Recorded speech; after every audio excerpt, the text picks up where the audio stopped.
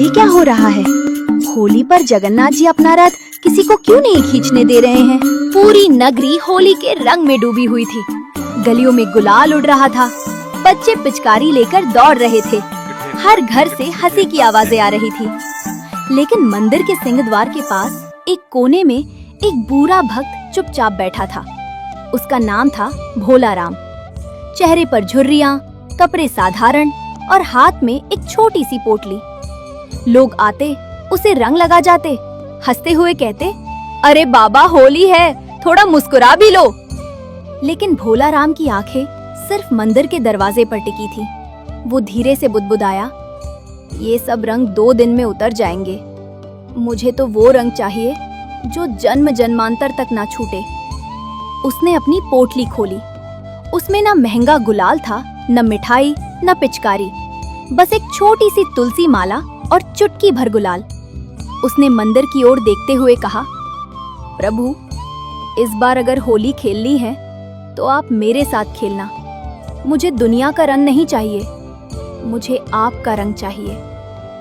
उसी क्षण मंदिर के भीतर विराजमान प्रभु के अधरों पर हल्की सी मुस्कान तैर गई, जैसे किसी ने दिल से पुकारा हो और पुकार सुनी भी गई हो।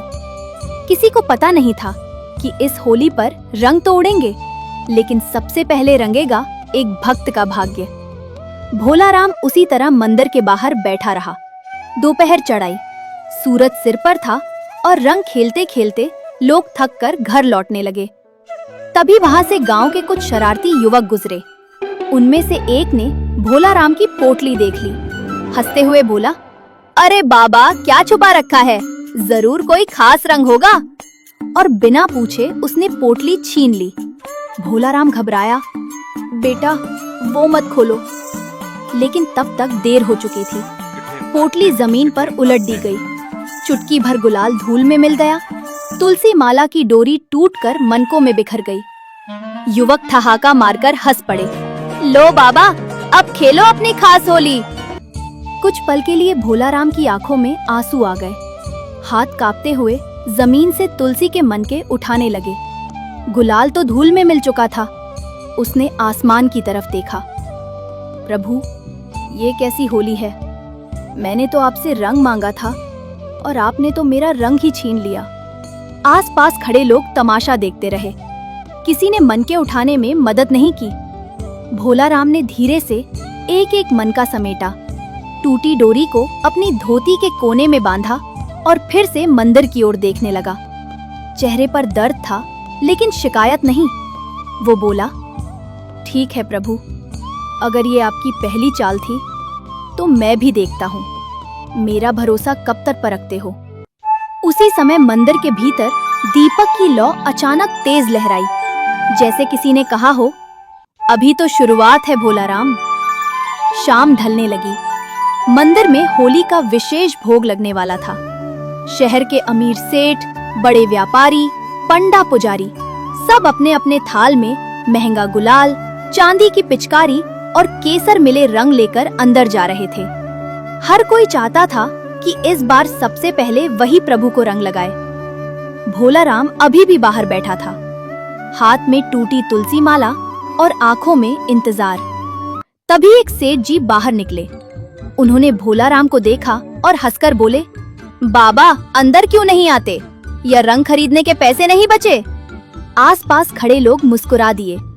भोला राम शांत स्वर में बोला, सेठ जी, रंग तो बहुत हैं आपके पास, पर क्या मन भी रंगा है? सेठ का चेहरा थोड़ा तमतमा गया।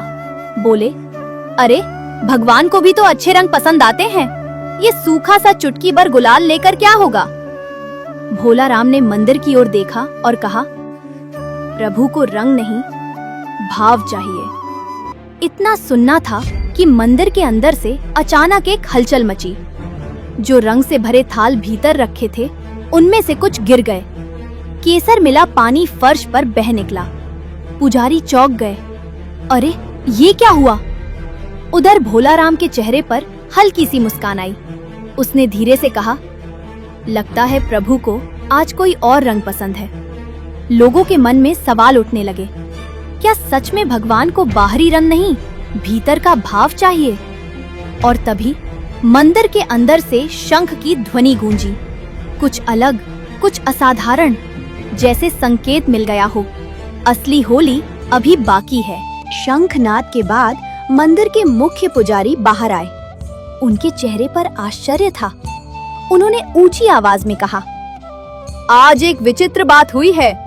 महाप्रभु के श्रीमुख पर जो गुलाल चढ़ाया गया था वो टिक ही नहीं रहा, जैसे कोई अदृश्य हाथ उसे हटा दे रहा हो। भीड़ में खुसर पुसर शुरू हो गई। सेठ लोग एक दूसरे का मुंह देखने लगे। किसी ने कहा, शायद विधि में त्रुटि हो गई होगी। किसी ने कहा, शायद रंग शुद्ध नहीं था। भोला राम चुपचाप सुन रहा था। तभी एक छोटा सा बालक फटे कपड़ों में भीड़ को चीरता हुआ आया। उसके हाथ में मिट्टी से सना हुआ थोड़ा सा गुलाल था। वो सीधे भोला राम के पास आकर बोला, बाबा, आप रो रहे थे ना? ये लो, मेरे पास बस इतना ही है। भोला राम ने उसे देखा। बालक की आंखों में अजीब सी चमक थी, जैसे गहराई में कोई अनंत आकाश छुपा हो। उसने मुस्कुराकर पूछा, बेटा, ये रंग कहाँ से लाए? बालक बोला, जहाँ सच्चा भाव होता है वहाँ रंग खुद बन जाता है। ये कहकर उसने वो थोड़ा सा गुलाल भोला राम की हथेली पर रख दिया और बिना कुछ बोले मंदिर की सीढ़ियों की ओर बढ़ गया। भीड़ हंस पड़ी। अरे, ये बच्चा भी अंदर जाएगा क्या? लेकिन जैसे ही वो बालक मंदिर के द्वार तक पहुंचा, अचानक हवा का तेज झोंका आया। मंदिर की घंटियां अपने आप बज उठीं। दीपक की लौ सीधी ऊपर उठ गई और सबकी आंखों के सामने वो बालक जैसे प्रकाश में विलीन हो गया। भीड़ सन्न रह गई। भोला राम के हाथ में रखा गुलाल अब साधारण नहीं था। उससे हल्की हल्की चंदन और तुलसी की सुगंध आ रही थी। भोला राम की आंखों से आंसू बह निकले। वो कांपती आवाज में बोला, प्रभु, आप खुद रंग लेकर आए थे। मंदिर के भीतर से फिर शंख बजा। इस बार ध्वनि में करुणा थी और अपनापन। आज होली की दिशा बदल चुकी थी। भोला राम कांपते हाथों से वो चुटकी भर गुलाल लेकर मंदिर की सीढ़ियां चढ़ा। भीड़ अब मजाक नहीं उड़ा रही थी। सब चुप थे, जैसे किसी अनदेखी शक्ति ने सबको रोक दिया हो। मुख्य पुजारी भी हैरान थे, लेकिन उन्होंने रास्ता दे दिया। भोला राम ने दूर से ही फोल्डेड हाथ जोड़े और बोला, प्रभु, ये रंग मेरा नहीं है, ये आपका है। अगर स्वीकार हो तो खुद लगा लेना। इतना कहकर उसने हवा में हल्का सा गुलाल उछाला और तभी गुलाल सीधा जाकर भगवान के श्रीमुख पर ठहर गया। न गिरा न बहा, बल्कि पूरा विग्रह जैसे हल्की लाल आभा से दमक उठा। भीड़ से एक साथ आवाज निकली, जय हो।